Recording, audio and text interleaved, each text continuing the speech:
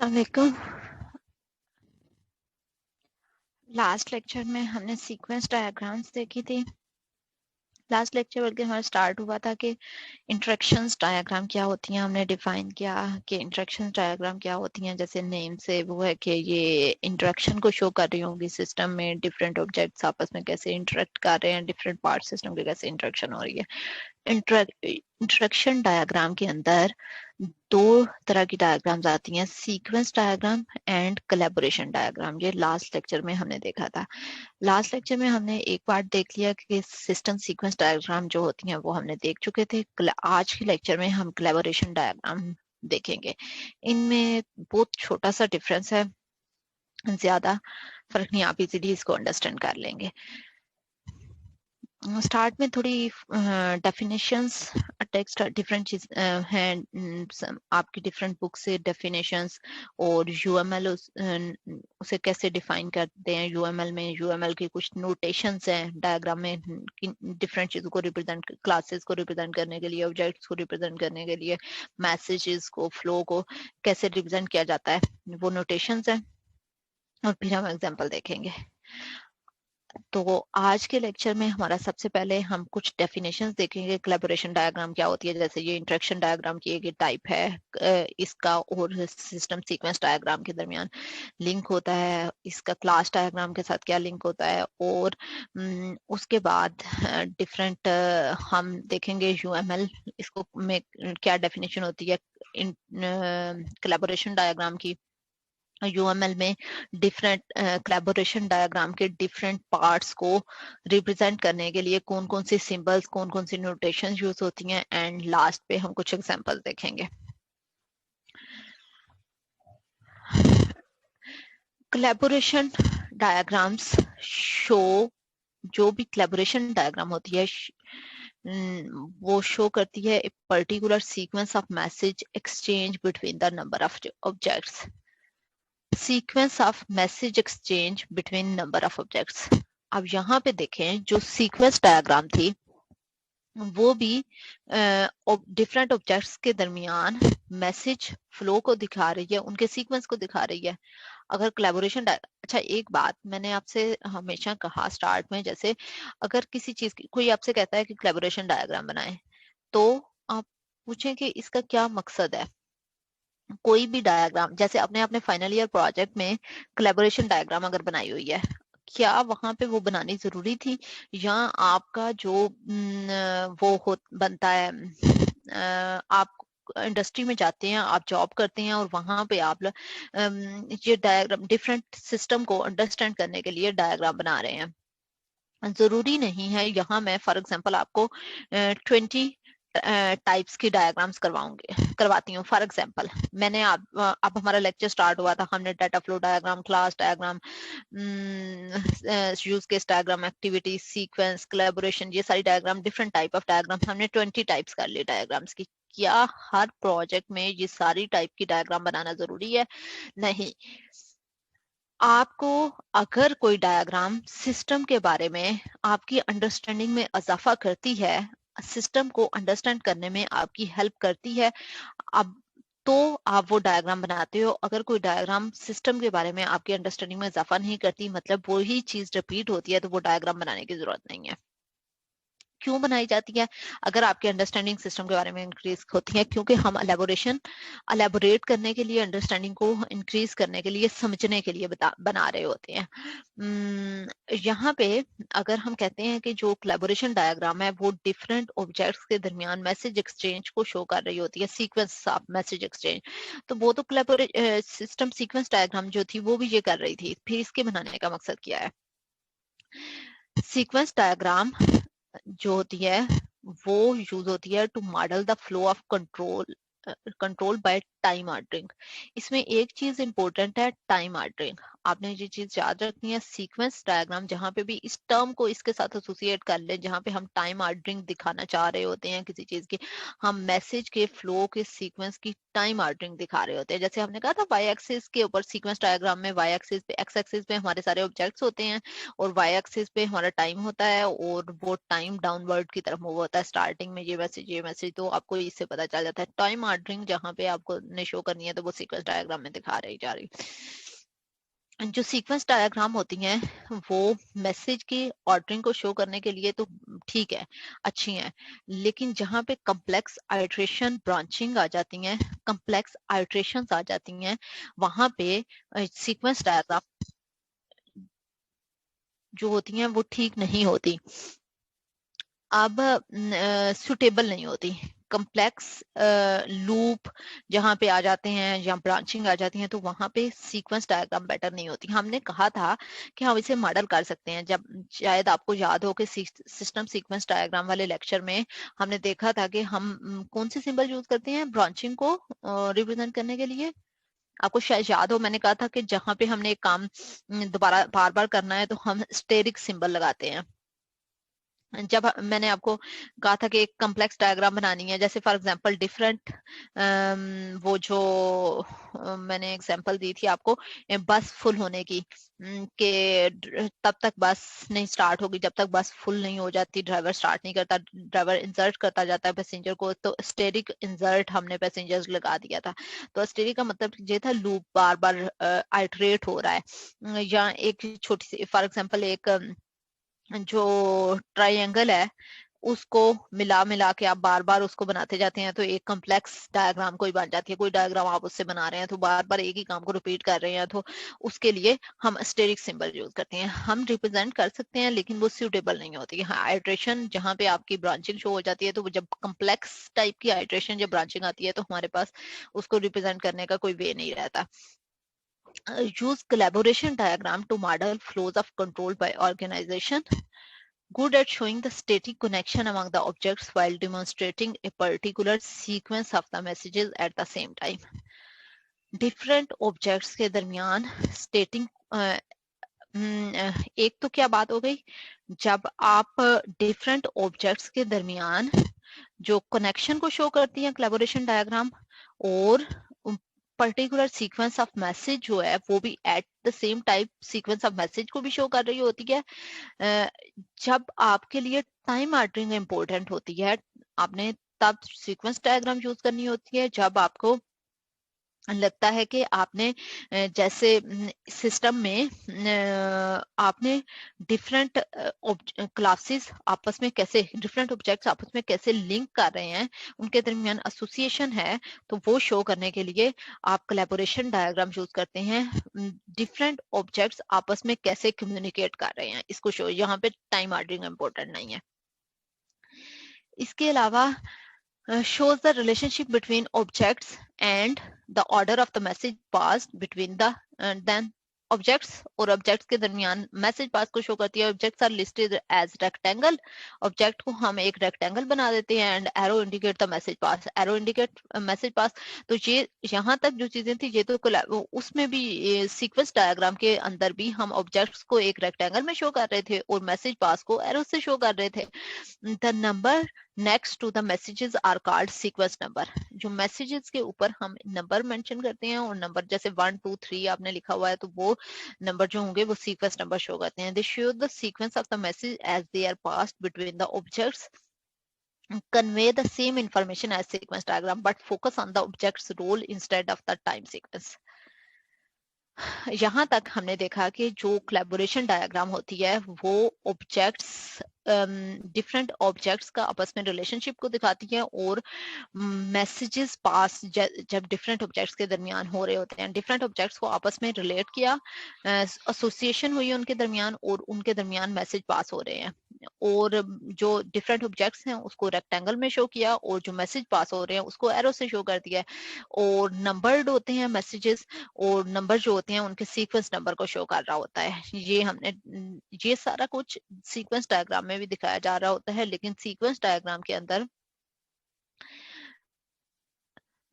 Focus is on objects role, but लेकिन sequence diagram के अंदर टाइम पे फोकस होता है, टाइम ऑर्डरिंग पे।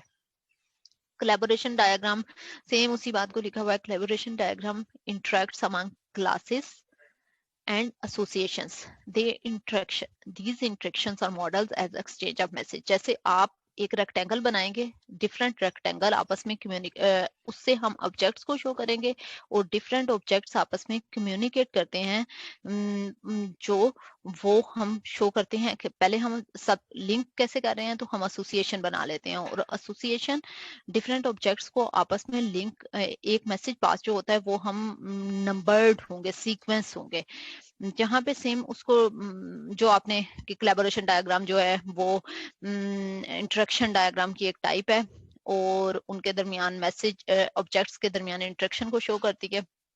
Collaboration diagram describe interaction among classes and association. Classes के दरमियान these interaction, association different types की होती है, हम डिटेल में एसोसिएशन में यहाँ पे नहीं जाएंगे, ये जब हम क्लास डायग्राम पढ़ेंगे तो हम देखेंगे कौन कौन सी टाइप की एसोसिएशन इनमें होती है। These interactions are model as exchange of messages between the classes through their association. Exchange of messages होता है।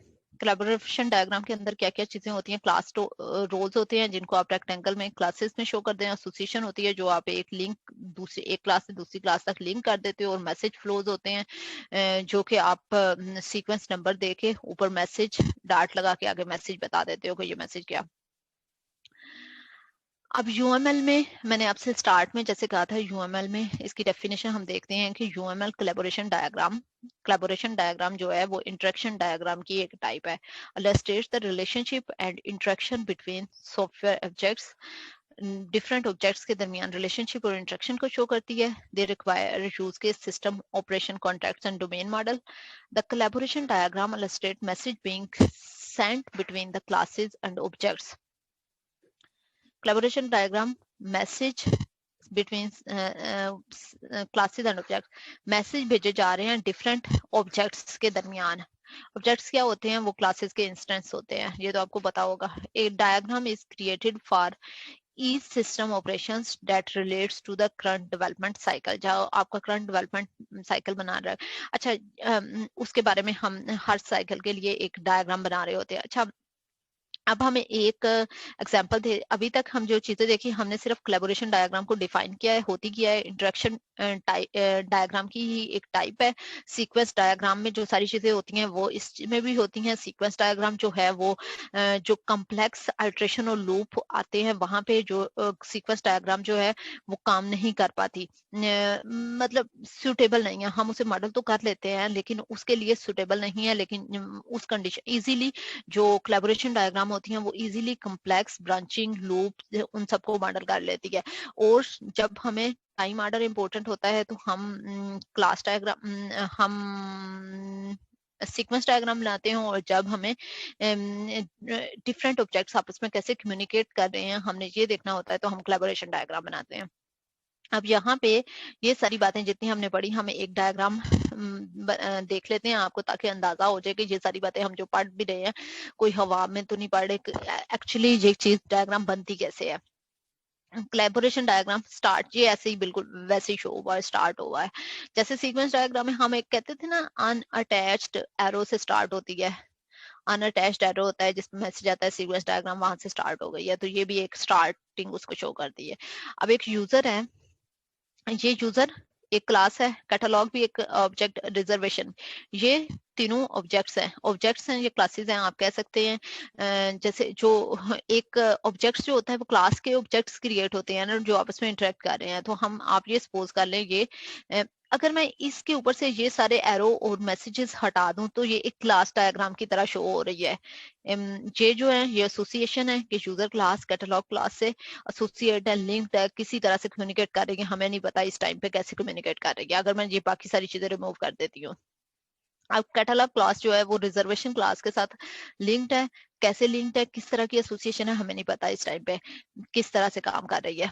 अब यूजर, एक यूजर है, यूजर आया, यूजर क्या कहता है, सबसे पहले देखें फर्स्ट जो है हम कैसे शो करते हैं मैसेज को, हम नंबर्ड और नंबर के बाद कॉलन लगाते हैं। अगर आप 1.2 शो करना चाहते हैं, जैसे इसके सब नंबर शो करना चाहते हैं, तो उस केस में हम क्या कहते हैं 1.2 लगाएंगे लेकिन खत्म कॉलन पे करेंगे, एंड नंबर का कॉलन पे करेंगे। ये सिंटैक्स है यूज करने का। फर्स्ट आपका मैसेज होता है, यूजर जो है वो लुकअप करता है कैटलॉग में। कैटलॉग क्या चीज है कि आपके पास कोई भी कुछ किसी भी आइटम का एक स्टोर बना हुआ है, एक स्टोर है, एक अरेंज्ड फॉर्म में आइटम पड़े हैं, जैसे लाइब्रेरी में आपकी अरेंज्ड फॉर्म में बुक्स पड़ी होती है, तो एक कैटलॉग है। कैटलॉग में यूजर कोई चीज लुकअप कर रहा है, फर्स्ट क्या है, मैसेज ये आता है। अब उसको टाइटल डाटा वापस जाता है, जो चीज वो सर्च कर रहा था वो उसे वापस आंसर में गई है। अब अगर वो कैटलॉग में अवेलेबल नहीं है तो रिजर्व कर लेता है वो टाइटल, रिजर्वेशन में जाके रिजर्व करता है टाइटल। 4 में क्या हो रहा है, अब कैटलॉग से रिटर्न हो गया है टाइटल, रिटर्न होके रिजर्वेशन में आपके पास टाइटल आ गया है। 5th में क्या होता है, होल्ड टाइटल, ये टाइटल अवेलेबल का मैसेज यूजर को जाता है और यूजर इधर से, क्योंकि वो रिजर्व ऑलरेडी उसने किया हुआ था तो वो इसको होल्ड कर लेता है। अब 6 में ये वाला यहाँ कैटलॉग में जो वो टाइटल आया है तो ये वाले यूजर ने इसे बारो कर लिया टाइटल, और यहाँ से रिजर्वेशन जो उसने मैसेज पहले किया हुआ था रिजर्व टाइटल का 3 में, वो इसे रिमूव कर दिया जाता है। एक दफा मैं फिर आपको समझाने की कोशिश करती हूँ कैसे। एग्जाम्पल के तौर पे ले लें, एक लाइब्रेरी में एक बुक है। अब एक यूजर आया है, फॉर एग्जाम्पल आपकी क्लास का एक स्टूडेंट है, वो गया, उसने लुकअप किया, फर्स्ट मैसेज किया है कि वो सर्च कर रहा है, सर्च किया, सर्च करने के बाद सर्च रिजल्ट्स आपको आए सेकंड में। अब आपको पता चला कि वो बुक अवेलेबल नहीं है, किसी ने ली हुई है, वो बुक ऑलरेडी ली हुई है। आप रिजर्व कर लेते हो, आपके पास एक फंक्शनैलिटी अवेलेबल है कि आप कह लेते हो जब वो वापस आएगी तो फिर मैं लूंगा, मतलब आपको ये चाहिए, आपने रिजर्व कर लिया कि ये टाइटल मेरे नाम पे रिजर्व करते हो, जब वो रिटर्न होगी तो वो आप चाहते हो, ये अभी अवेलेबल नहीं है।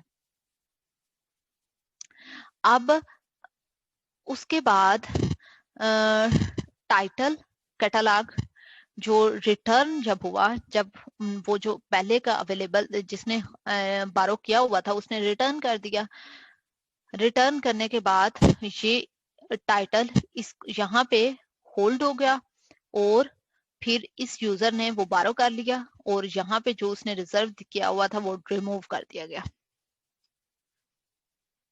ठीक है, इसको हम कहते हैं कोलैबोरेशन डायग्राम। यहाँ से आपको एक स्ट्रक्चर थोड़ा सा शो हो गया होगा कि कोलैबोरेशन डायग्राम का स्ट्रक्चर क्या होता है। थोड़ा सा व्यू, इसमें हम और डायग्राम्स देखेंगे और एग्जांपल्स देखते हैं जिससे आपको ज्यादा क्लैरिटी आ जाएगी इसमें क्या चीज होती है।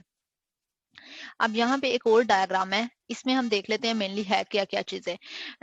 ऑब्जेक्ट्स को रिप्रेजेंट करने के लिए, ऑब्जेक्ट्स या क्लासेस को रिप्रेजेंट करने के लिए क्या यूज होता है, ये आप स्क्वायर, ये रेक्टेंगल यूज करते हो ऑब्जेक्ट्स को रिप्रेजेंट करने के लिए।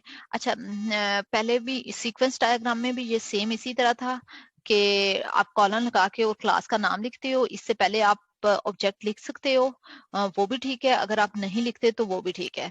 अगर आप सिर्फ ऑब्जेक्ट लिखते हो तो वो एक अच्छी अप्रोच नहीं होती। आपने और रेक्टेंगल और उसमें ऑब्जेक्ट्स का नेम लिखा, फिर आपने उस डिफरेंट, ये सारे ऑब्जेक्ट्स क्लासेस बन गई। क्लासेस के बाद आपने क्लासेस को लिंक किया, इस लिंक को कहते हैं कि ये क्लास इसके साथ एसोसिएशन है। इस क्लास की एसोसिएशन के आगे सब कैटेगरीज होती हैं जो कि हम यहाँ पे नहीं देखते, वो हम क्लास डायग्राम में जाके देखते हैं कि क्लास एसोसिएशन किस टाइप की एसोसिएशन लिंक करती है। यहाँ पे हम देखते हैं कि ऑब्जेक्ट्स बस आपस में कम्युनिकेट कैसे कर रहे हैं, यहाँ पे कोलैबोरेशन डायग्राम में हमारा फोकस ये होता है। उसके बाद मैसेजेस को हम नंबर्ड होते हैं, और ये देखें, अच्छा लास्ट में मैंने आपको एक बात की थी कि ये 1.1 जब आएगा तो 1.1 और फिर कॉलन लगेगा। यहाँ ये मैसेज को शो कर रहा है और ये स्टेरिक सिंबल शो कर रहा है कि ये आइट्रेशन हो रहा है, रिपीट हो रहा है, बार बार चल रहा है 1.1.1 और फिर कॉलन, ये नंबरिंग को शो कर रहा है। अच्छा, ये एक चीज है, ये सेल्फ कॉल को शो कर रही है, ये रिप्रेजेंट कर रही है सेल्फ कॉल में। हम ऑर्डर किया जाता है, प्रिपेयर होता है, ऑर्डर प्रिपेयर होता रहता है, चेक किया जाता है, अगर अवेलेबल है तो वो रिटर्न कर दिया जाता है, अगर अवेलेबल नहीं है स्टॉक में वो आइटम तो उसको ऑर्डर कर लिया जाता है, न्यू ऑर्डर प्लेस कर दिया जाता है और डिलीवरी आइटम डिलीवर कर दिया जाता है। अब यहाँ पे आप देखें, इसमें मेनली आपको क्या यहाँ तक पता चल गया कि कोलैबोरेशन डायग्राम होती क्या है, सीक्वेंस डायग्राम और कोलैबोरेशन डायग्राम में क्या डिफरेंस होता है, और कोलैबोरेशन डायग्राम के अंदर हम क्या क्या चीजें मेनली पाई जाती हैं, ऑब्जेक्ट और क्लासेस आप रिप्रेजेंट कैसे करनी है, आपने लिंक्स कैसे रिप्रेजेंट करने हैं या एसोसिएशन, लिंक्स या एसोसिएशन, और उसके बाद आपने मैसेजेस कैसे शो करने हैं, मैसेजेस को आपने नंबर ढूंढे, नंबर, उसके बाद कॉलन, कॉलन के बाद आपने मैसेज लिखना है और मैसेज और उसके साथ एरो लगा देना है ताकि पता चल जाए कि ये ऊपर की तरफ जा रहा है या नीचे की तरफ, मतलब ये कौन सी ऑब्जेक्ट से किस ऑब्जेक्ट की तरफ जा रहा है। Class diagrams indicate what classes are part of our system, what they offer, how they relate, but they don't tell us how they communicate. जब क्लास, जैसे मैंने आपको लास्ट एग्जांपल में कहा है कि अगर मैं इसके ऊपर से ये एरो और ये मैसेज रिमूव कर देती हूँ, ये एरो मैसेज रिमूव कर देती हूँ, ये वाले एरोज और मैसेजेस रिमूव कर देती हूँ, जस्ट ये क्लासेस और क्लासेस के दरमियान जो लिंक्स है इनको रहने देती हूँ, तो वो तो एक क्लास डायग्राम बन जाएगी कोलैबोरेशन डायग्राम में अगर ये रहने देती हूँ। क्लास डायग्राम्स जो होती हैं वो ये तो बताती हैं कि कौन कौन सी क्लासेस हैं आपके सिस्टम के अंदर, क्या ऑफर कर रही हैं, कैसे रिलेट हो रही हैं, वो कौन सी क्लास किस दूसरी क्लास से रिलेट हो रही है, लेकिन वो कैसे कम्युनिकेट कर रही हैं वो ये नहीं बताती। जो उनकी कम्युनिकेशन होती है वो हम कोलैबोरेशन डायग्राम से बताई जा रही होती है। कोलैबोरेशन डायग्राम बिल्कुल सीक्वेंस डायग्राम से बहुत ज्यादा लिंक करती हैं, लेकिन इनमें अंदर ये क्या डिफरेंस पाया जाता है कि एक तो ये सीक्वेंस डायग्राम जो होती हैं वो कम्प्लेक्स ब्रांचिंग और लूपिंग के लिए सुटेबल नहीं होती, जो कोलैबोरेशन डायग्राम होती है वो कम्प्लेक्स ब्रांचिंग और जहाँ पे लूप आते हैं वहां उसके लिए इजीली उसको मैनेज कर लेती है। दूसरी बात कि जहाँ पे टाइम आर्टरिंग इंपॉर्टेंट होती है शो करवाना, वहां पे हम सीक्वेंस डायग्राम यूज करते हैं, और जहाँ पे हमारे इंटरेक्शन डिफरेंट ऑब्जेक्ट्स कैसे कम्युनिकेट कर रहे होते हैं, सिर्फ इनकी कम्युनिकेशन को इम्पोर्टेंट होती है, वहां पे हम कोलैबोरेशन डायग्राम को यूज करते हैं। Sequence diagram are arranged according to time, जैसे वाई एक्सिस पे टाइम है, ये डाउन की तरफ मूव होता है, इस तरह सीक्वेंस डायग्राम शो होती है। Collaboration diagram represent the structural organization of the object, structure दिखा रही होती है। दोनों सीक्वेंस और कोलैबोरेशन डायग्राम जो होती हैं इंटरेक्शन डायग्राम की, जो हमने स्टार्ट में पढ़ा है कि यूएमएल में इंटरेक्शन डायग्राम्स जो होती हैं ऑब्जेक्ट्स का आपस में इंटरेक्शन दिखाती हैं, और इंटरेक्शन डायग्राम दो तरह की होती हैं, सीक्वेंस डायग्राम और कोलैबोरेशन डायग्राम। सीक्वेंस डायग्राम हम लास्ट लेक्चर में कर चुके थे, आज के लेक्चर में हम कोलैबोरेशन डायग्राम देख रहे हैं, लास्ट में हम इन दोनों का कंपैरिजन करेंगे। अच्छा, यहाँ पे देखते हैं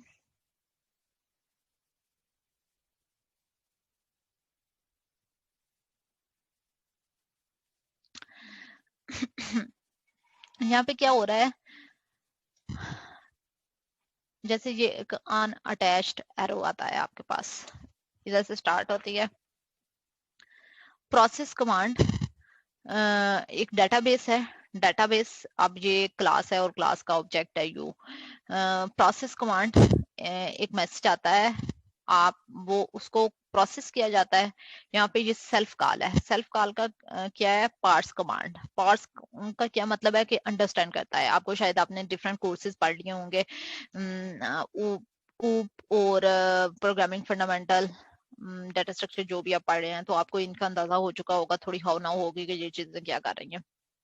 एक क्लास है, उसका एक ऑब्जेक्ट है, और यहाँ पे एक प्रोसेस कमांड, एक मैसेज आया है, कमांड को प्रोसेस करना है। ये पार्स कमांड क्या है, वो सेल्फ कॉल है जो कि डेटाबेस में ही उसको अंडरस्टैंड करती है कि हो क्या रहा है। ये देखें इसका एरो है कि ये खुद से ही अंडरस्टैंड कर रही है। सेकंड मैसेज क्या है, if the command is equal to add sub, then क्या करो, एड सब कमांड यू कमा, तो आप ये क्रिएट कर दो एड सब कमांड, और इसका एक आपने एड सब कमांड, आपने इसका एक वेरिएबल क्रिएट कर दिया। देन आपने एग्जीक्यूट की वो कमांड को जो आपके पास कमांड आई थी। देन आपने 3.2 में क्या किया, ऐड सब्जेक्ट, एक सब्जेक्ट आपने क्रिएट किया, उसको ऐड करना है। देन 3.1 में आपने सब्जेक्ट का आईडी और नेम क्रिएट कर चुके थे, और देन 3.2 में आपने वो सब्जेक्ट क्रिएट करके डेटाबेस में डाल दिया।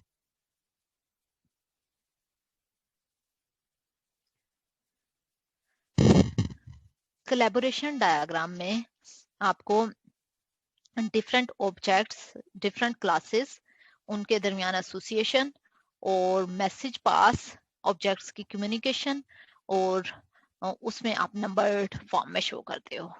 यहाँ पे इसको अंडरस्टैंड कर लें कि जहाँ कोई कमांड आती है, आपकी डेटाबेस जो है वो सेल्फ कॉल करती है, कमांड को पार्स करती है। पार्स करने का क्या मतलब है कि समझ लें कि अंडरस्टैंड करती है कमांड को।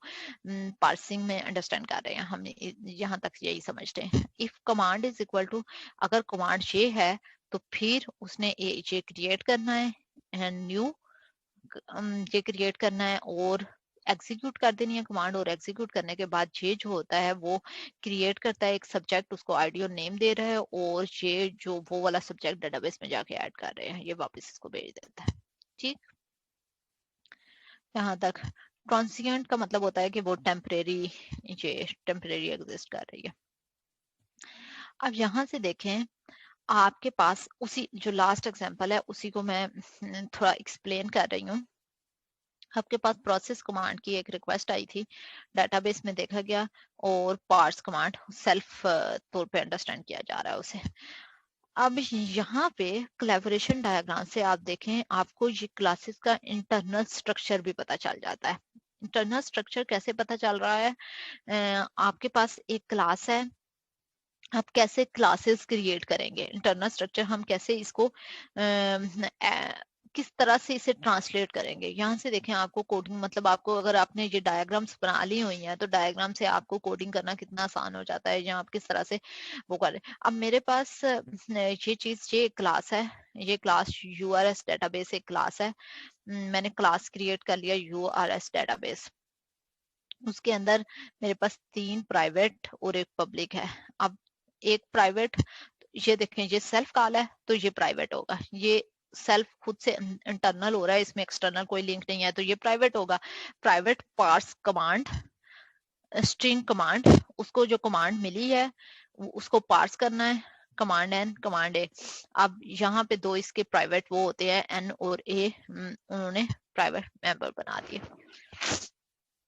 हम उसके बाद एक पब्लिक फंक्शन बनाया प्रोसेस कमांड का, जिसको कमांड पास की जाती है। अब पब्लिक क्यों, ये देखें, ये बाहर से कॉल आ रही थी ना, ये सेल्फ कॉल थी तो हमने इसको प्राइवेट रखा, ये बाहर से कॉल आ रही है तो हमने इसको पब्लिक कर दिया। पब्लिक प्रोसेस कमांड और पार्स, प्रोसेस कमांड पब्लिक है और फिर उसमें हम पार्स कर रहे हैं। यहाँ पे क्योंकि ये सेल्फ थी, ये प्राइवेट कर दिया, ये बाहर से कॉल आ रही है तो हमने इसको पब्लिक मेंबर रख दिया। चीजों को अंडरस्टैंड, यहाँ पे आपको याद करने वाली कोई चीज नहीं है, बस चीजों को अंडरस्टैंड करने की कोशिश क्या करें कि किस लिए ये बनाई जा रही है, क्यों बनाई जा रही है, इसका क्या फायदा है, आगे जाके इसकी यूटिलाइजेशन क्या होगी, आप अगर इसे कभी यूज करोगे तो किस तरह से यूज कर सकते हो। उसके बाद हमारे पास एक थी URS डेटाबेस और ऐड सब्जेक्ट कमांड। यहाँ से ये हमारे पास प्रोसेस कमांड थी, उसके अंदर if command n is equal to add subject. आपकी यहाँ पे ये जो थी हमारे पास, ये वाली चीज को अब हमने ट्रांसलेट किया हुआ है उधर कोड में, ये वाली चीज को पहले हमने इतने वाले को कर लिया मॉडल, फिर अब हम इसको सेकंड वाली क्लास को कर रहे हैं। सेकंड जो कॉल थी उसका अगर कमांड जो है ऐड सब्जेक्ट किया है तो आप ये कर दो, ए इज इक्वल टू नया बना दो, न्यू ऐड सब्जेक्ट कमांड जो। Collaboration diagram show transient links that exist between objects. अच्छा, ऑब्जेक्ट्स के दरमियान कौन कौन से लिंक एग्जिस्ट करते हैं? सेल्फ, लोकल, पैरामीटर और ग्लोबल। सेल्फ क्या है? Message from object to itself. यहाँ पे सेल्फ क्या होता है? एक मैसेज से itself. Local, a message sent due to the object being defined as a local variable in the method. Private जैसे होते हैं। Parameters, objects को send as a parameter किया जाता है। Global, the object is a global. अब हम अभी तक हमने जो आज के हमारे कंटेंट्स थे उसमें से फर्स्ट पार्ट किया कि क्या कोलैबोरेशन डायग्राम होती हैं। अब हम UML के अंदर कौन सी नोटेशन यूज होती हैं वो देखेंगे। Collaboration diagram, semantic notations examples. Collaboration diagram semantics. अगर हम कहते हैं, अगर हम देखते हैं कि डायग्राम्स जो बिहेवियर मॉडल जो थे हमारे सिस्टम के, हम उस ग्रुप में कोलैबोरेशन डायग्राम को रखते हैं। Sequence diagram, state chart, activity diagram, ये भी सब बिहेवियर मॉडलिंग में आती हैं, ये सिस्टम के बिहेवियर को शो कर रही होती हैं। जैसे आप अभी भी तो आपको ऑब्जेक्ट, डिफरेंट ऑब्जेक्ट कैसे कम्युनिकेट हो रहे हैं, उनके बिहेवियर को शो किया जा रहा है। शायद आप इससे भी अंडरस्टैंड कर सकते हैं कि ये बिहेवियर मॉडल में आती है। बिहेवियर मॉडल में क्या क्या स्टैटिक भी होता है, जो कि स्ट्रक्चरल डिस्क्रिप्शन होती है, जैसे ऑब्जेक्ट्स और ऑब्जेक्ट्स की लिंकेज स्ट्रक्चर, सिंपल स्टैटिक जिसमें कोई कम्युनिकेशन नहीं हो रही। बोझ का डायनेमिक, जब उनकी कम्युनिकेशन को शो किया जा रहा होता है। Collaboration, set of participants and interactions which are meaningful in the context. Purpose, model the exchange of message between the objects. अब कोलैबोरेशन डायग्राम में एक्सचेंज ऑफ मैसेजेस को मॉडल किया जा रहा है, ऑब्जेक्ट के दरमियान मैसेजेस को कैसे पार्स किया जा रहा है। जो डिफरेंट दो एग्जांपल्स आपने देखी हैं उसमें आपको इसकी समझ आई होगी कि क्या है। नोटेशंस में collaboration, set of objects and their interactions in the specific context को शो किया जा रहा होता है। इंटरेक्शन क्या होती है? Set of message exchange in collaboration to produce desired results. Objects को किस तरह से रिप्रेजेंट किया जाता है? रेक्टेंगल्स में कंटेनिंग ऑब्जेक्ट सिग्नेचर। सिग्नेचर का क्या मतलब है कि कैसे, किस तरह से शो किया जा रहा होता है। Objects, object name colon object class name. अब कैसे एक रेक्टेंगल बनाई जाएगी? एक रेक्टेंगल के अंदर ऑब्जेक्ट का नेम कॉलन क्लास का नेम। क्लास का नेम जो होता है वो मैंडेटरी होता है, कॉलन लगा के क्लास नेम। ऑब्जेक्ट का नेम जो होता है वो ऑप्शनल होता है। ऑब्जेक्ट का नेम जो होता है वो स्मॉल अल्फाबेट से शुरू होता है और क्लास का नेम अपर केस लेटर से शुरू होता है। मैसेजेस जो होते हैं वो लेबल्ड होते हैं, जैसे आपकी सी और जावा में फंक्शन कॉल होती हैं वैसे ही, और मैसेजेस जो होते हैं वो नंबर्ड होते हैं, 1 से स्टार्ट होते हैं। इसकी डिफरेंट डायग्राम हम देख चुके हैं, तो उससे शायद आपको अंदाजा हो चुका हो।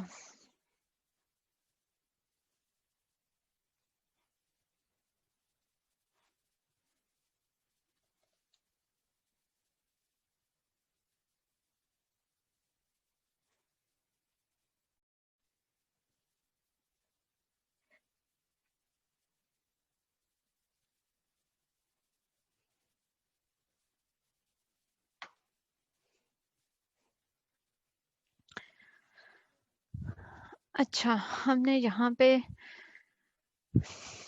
देखा कि यूएमएल में कौन कौन सी नोटेशंस यूज होती हैं डिफरेंट ऑब्जेक्ट्स को, एसोसिएशंस को, मैसेजेस को रिप्रेजेंट करने के लिए।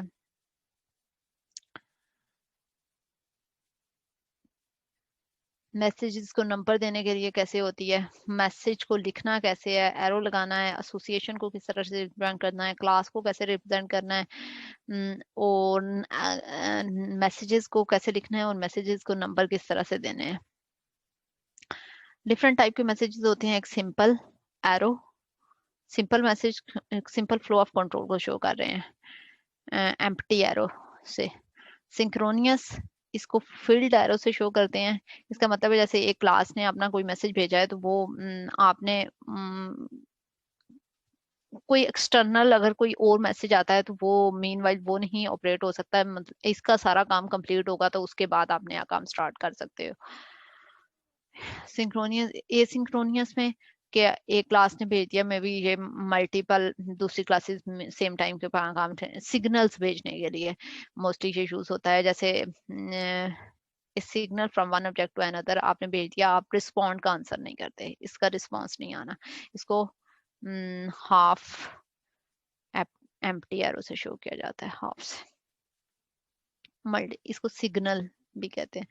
मल्टीप्लिसिटी को कैसे शो किया जाता है? जैसे एक एडमिन क्लास है, एक यूजर क्लास है, एक एडिट क्लास है।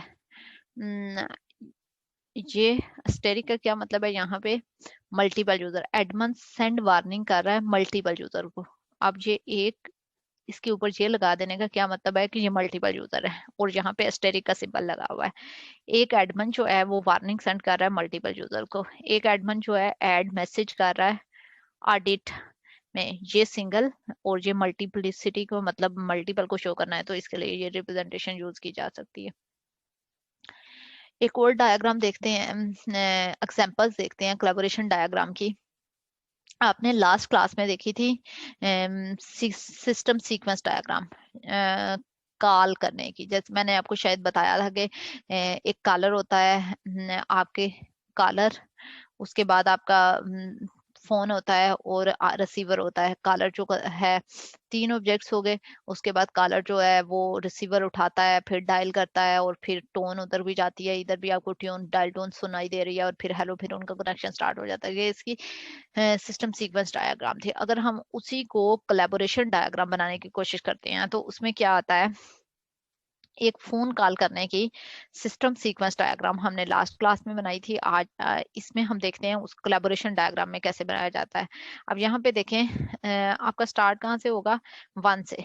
अब देखें यहाँ पे 1 मैसेज आपको कहाँ पे शो हो रहा है, ये 1 1 क्या है, डिजिट कोड। जैसे फॉर एग्जांपल आपने कोई नंबर डायल करना है, आपके फ्रेंड का नंबर है 1259। सबसे पहले आपने 1 एंटर करना है, फिर 5, फिर 2, फिर 9, ये एंटर करना है। अब यहाँ पे बटन में आप 1 प्रेस, डिजिट जो है वो प्रेस करते हो, इसके साथ एस्टेरिक का सिंबल लगा हुआ है 1 के साथ के, ये बार बार जितने नंबर आपने प्रेस करने हैं उतने के लिए ये काम रिपीट होगा, अल्ट्रेशन होगी इसमें।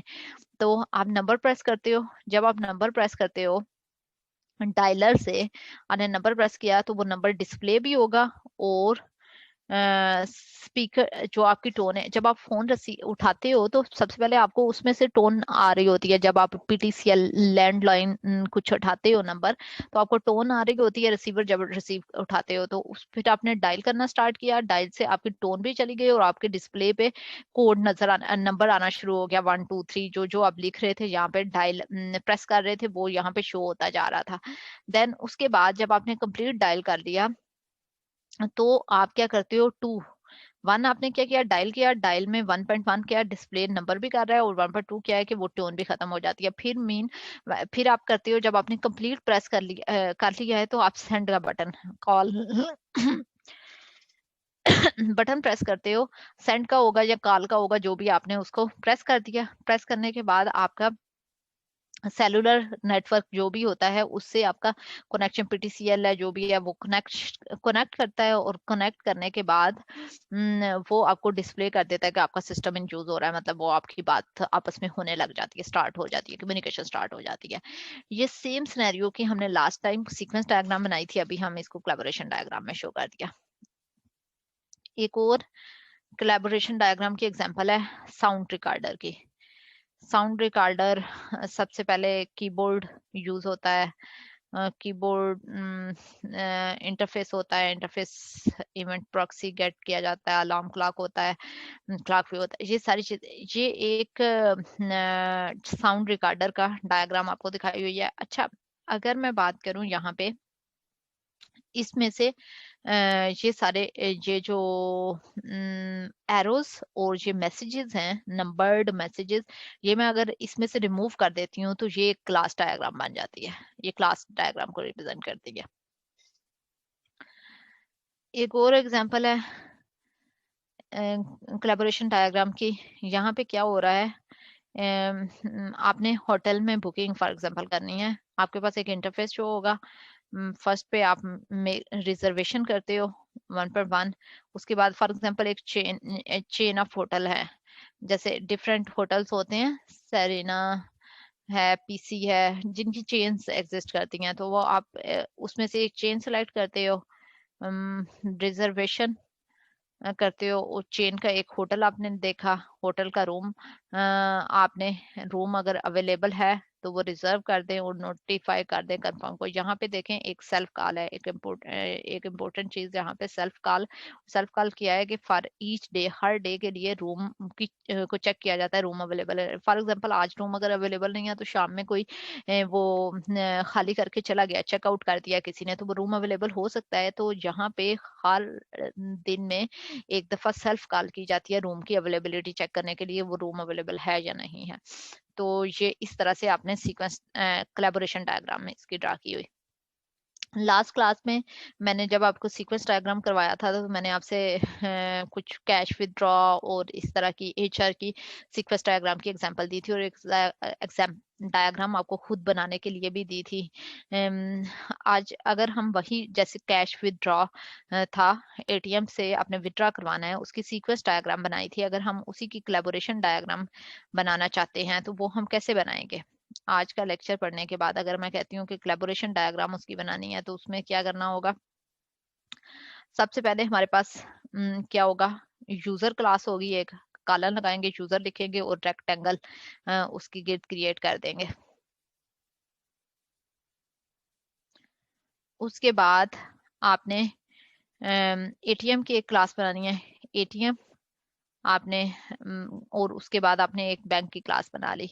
अब फर्स्ट मैसेज क्या होगा? यूजर जो है वो पिन एंटर करेगा, 1 क्या होगा? एंटर पिन, एटीएम की तरफ जाएगा और 2 एटीएम वैलिडेट करेगा पिन को और 3 के वो स्टेटस उसका पिन का शो आ जाएगा और 4 में पिन यूजर के सामने मैसेज शो हो जाएगा सक्सेसफुली वेरीफाइड हो गई है और 5 में यूजर एटीएम की तरफ विदड्रॉ की रिक्वेस्ट भेजेगा, 6 में एटीएम जो है बैंक की तरफ बैलेंस इंक्वायरी की रिक्वेस्ट भेजेगा, 7 में बैलेंस का स्टेटस जाएगा एटीएम की तरफ और एटीएम फिर यूजर की तरफ सेंड करेगा और यूजर को डिस्प्ले कर देगा और फिर यूजर कैश विदड्रॉ की रिक्वेस्ट वो जितना कैश उसने वो किया है वो उसका मैसेज डिस्प्ले कर देगा, आपका बैलेंस हो गया। आपने अगर हम इसको मर्डर करते हैं, एक हॉस्पिटल में आप गए हैं, हॉस्पिटल में आपने चेकअप अपना करवाना है, आपने अपॉइंटमेंट लेनी है और चेकअप करवाना है, उसके लिए कोलैबोरेशन डायग्राम बनानी है। आपने ये नेक्स्ट क्लास तक बना लेनी है, इसमें जो भी क्यूरीज हुई, जो चीजें पूछनी हुई वो तो वो आप पूछ लीजिएगा। आज के लिए इतना ही है।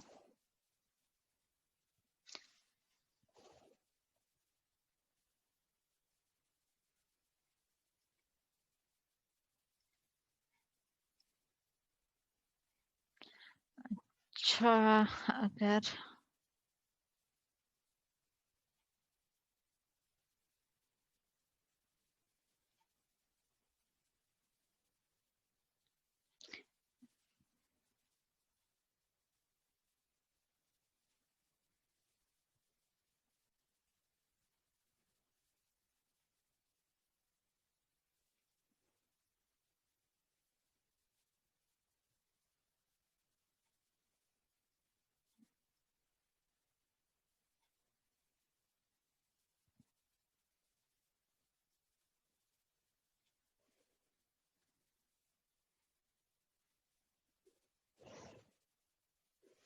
ये यूजर है जो मैंने आपको एग्जांपल करा रही हूँ, क्लास से पहले आप कॉलन लगाते हो,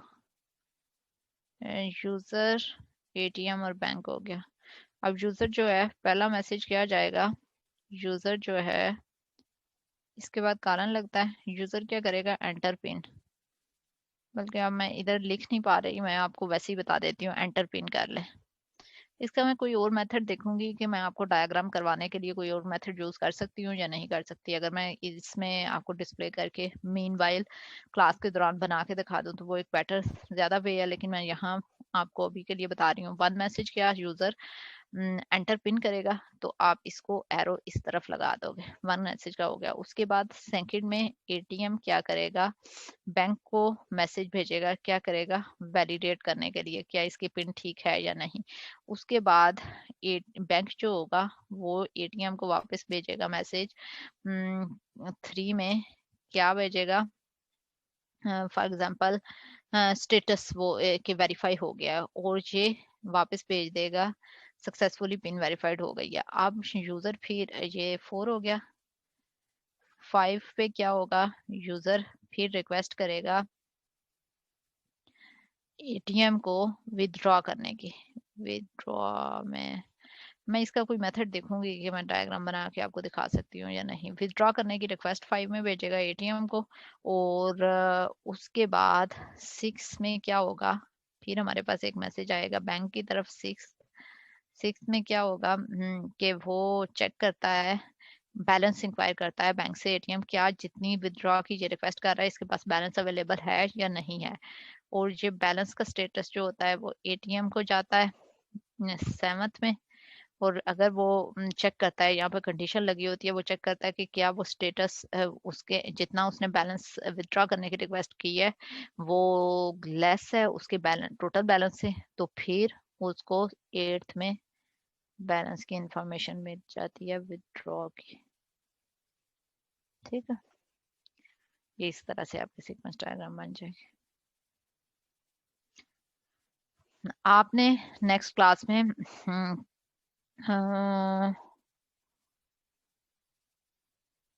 सीक्वेंस डायग्राम बनानी है, अपनी नोटबुक्स पे बना के उसकी पिक्चर अपलोड करनी है। किसके लिए?